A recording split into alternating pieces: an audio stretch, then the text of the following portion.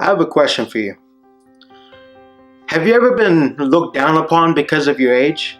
Or have you ever been excluded from something because you were too young?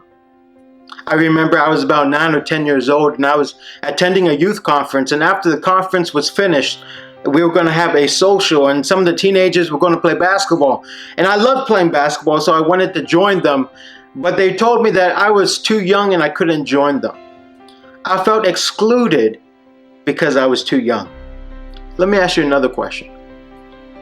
Have you ever had your spiritual knowledge put into question because of your age? Or maybe at church, there have been people at church who think you don't know enough or that you don't know what you're talking about because of your age? Well, there was a man named Timothy who had a similar experience. Timothy was a young pastor to the church in Ephesus.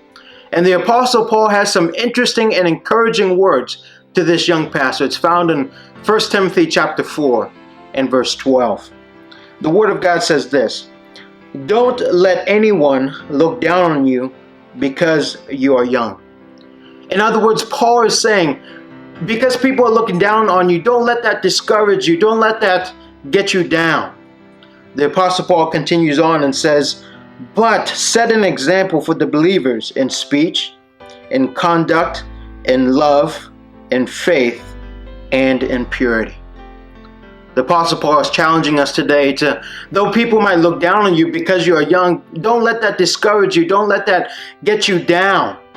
But instead, be an example. It doesn't matter how young you are. God is calling each and every one of us to be an example to everyone that we come encounter with. God is calling us to share His love with everyone around us. It doesn't matter how young or how old we are. So I want to challenge you today.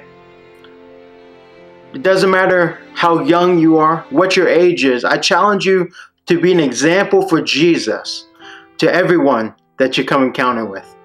Thank you for watching this video. My name is Pastor Jeremy, and I pray that God will richly bless you today.